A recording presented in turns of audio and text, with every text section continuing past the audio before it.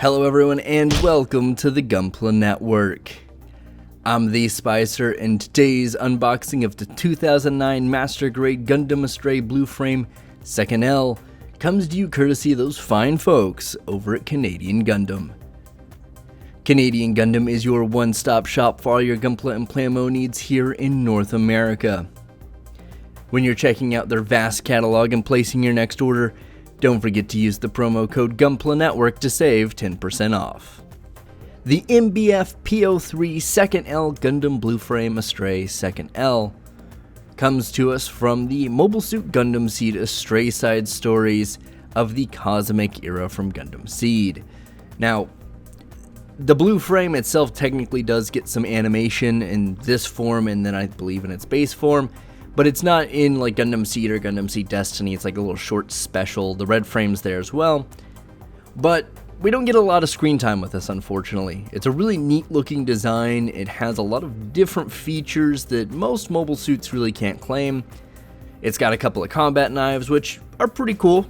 Knives and handguns on mobile suits are really unique and I think stand out a lot, and unfortunately are usually underwhelming, but it's cool that they're there, and this version of those knives probably going to be a little edgier just looking at the box and stuff like that. We also have the Giant Sword Tactical Arms, which actually has a couple of different functions. The Master Grade adds an extra function that we didn't get with a high grade that we'll talk about in a little bit, but you have its sword form, its flight form, its Gatling form, and then another melee form that you can use, and this is kind of a really neat design. There's still a few nitpicks I have with it overall that I had with the high grade that are really just based on the design, not so much the model kit executions of this design. But generally speaking, I do like it. It is unique. The blue, the orange, the white, the black all play off each other very well. And with it being a Master Grade, I'm keeping my fingers crossed we're going to get more orange pieces and fewer color correcting stickers, because that was a bit of a nightmare on the high grade. But without further ado, let's actually take a look at the box. And the box is pretty nice, I'm not going to lie. I like the big text down the side here for the Blueframe Astray. It's a little covered up, but you still generally understand what it is. We see it's made from 2009, and oddly enough, it has that red Bandai logo, so it's a little bit older. Now we see a different Astray back there, but we get a nice clear shot of the Blueframe Astray 2nd L in all of its glory up front with that massive sword. The high grade couldn't really handle it. This I think is going to come with a stand, as we'll see later, but I'm still real curious if it can handle that sword, if it's going to be a pain to pose around with. Now going to the side of the box, we see that tactical arms being much taller actually than the model kit itself. In the flight form, it looks like it's pretty nice, a little bit more angular, a little more stylized than the high grade version. We see that with the knives as well. They're a lot sharper looking, which is kind of cool. I like that the finger kind of goes in the little hole on the blade. And we get to see that stand, and this really is nice to see because this kit kind of needs it.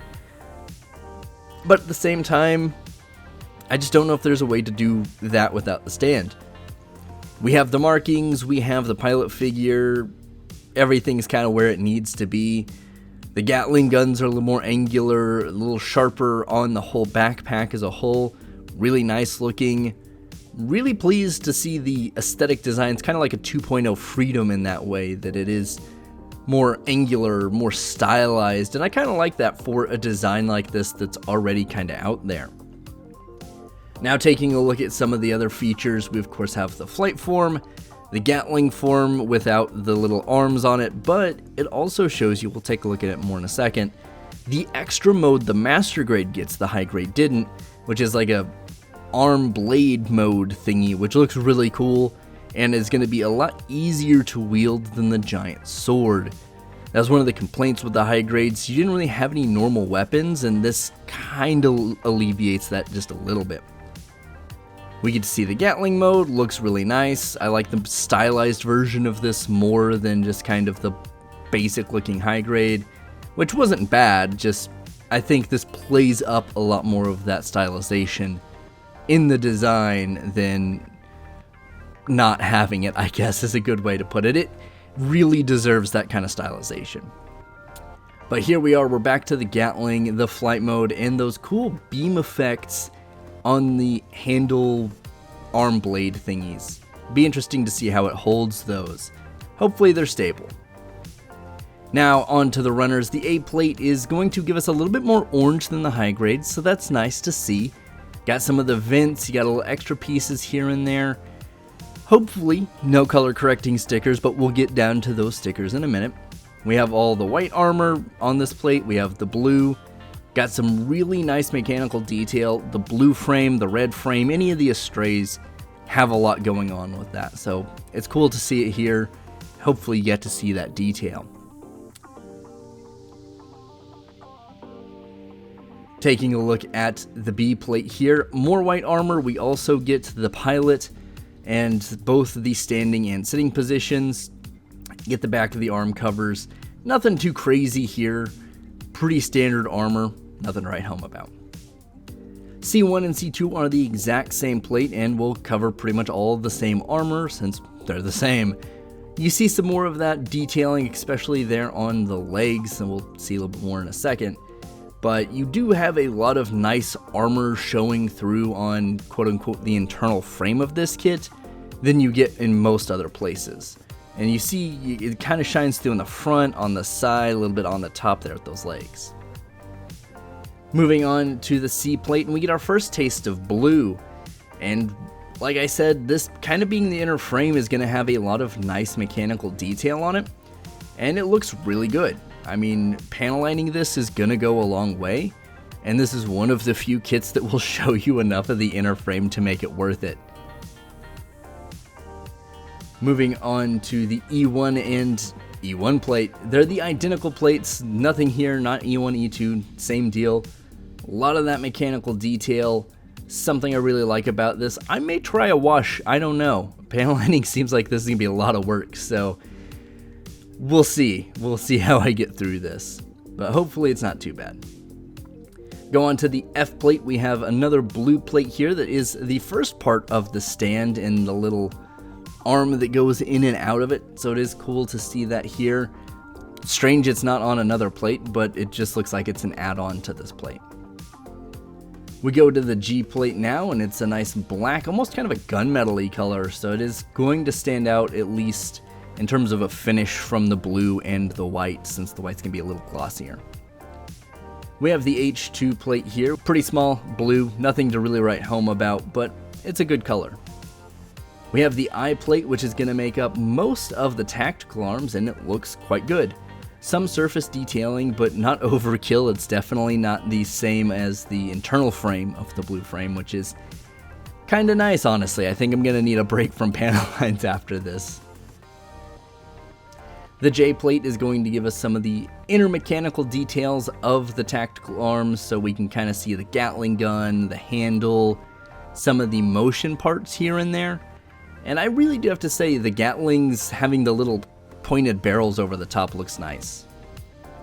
The K plate is a slightly different color, and it's more kind of just additional things. You've got the holsters for the blades, some parts for the backpack. Not a lot to write home about, but it is nice. It's a slightly different color. The L plates are in more of a matte black finish, which will cover pretty much everything else, including the blades, the feet, some of the internal workings, I think, for the backpack. And that's pretty much it. Not a lot going on there on that plate. We have, of course, the PC pieces, or the polycaps, if you will, and they're fine, they're blue. We have the beam effect parts. Really interesting to see these in two separate pieces. I thought these would be one that just kind of slides in, but they're going to be a little more substantial. And then lastly, we have the plate for the stand itself, which has its own little thing, so a little strange there. We also have the sticker sheet, so very minor color correcting stickers there, mostly going to be cameras. We of course have the dry transfers and sticker decals. Not sure I'm really big on the stickers. They look a little out there, but regardless, we'll see. And of course, we have the manual. It looks good, pretty standard master grade for this era. Overall, I'm quite excited to build this kit. The high grade was pretty okay. It wasn't by far a knockout of the park, but it was good, it was solid, and it had some cool playability, if you will, some posability. I think this will hopefully build upon that and make it a little bit better. But I still think that the issues I had were more of the design than they were the model kit itself. The stylization may help with that a little bit, but the tactical arms being as big as it is probably going to be fairly difficult to pose with. You're going to have the extra stand, so it's going to take up more room. It will be very visually impressive just because of how big it is, but it's one of those things that if you have a stand for a weapon, it kind of defeats the purpose of having the weapon, just because you really don't have a lot of posability options with it at that point. It is cool, the Gatling gun is a little bit more stylized, a little more dynamic looking. See if it has the same problems with posing again, but I am really excited to see that the Armor Schneiders, much bigger, more stylized, and a lot sharper looking, so maybe they won't get as lost in the actual posing of this kit in the hands of the Blueframe.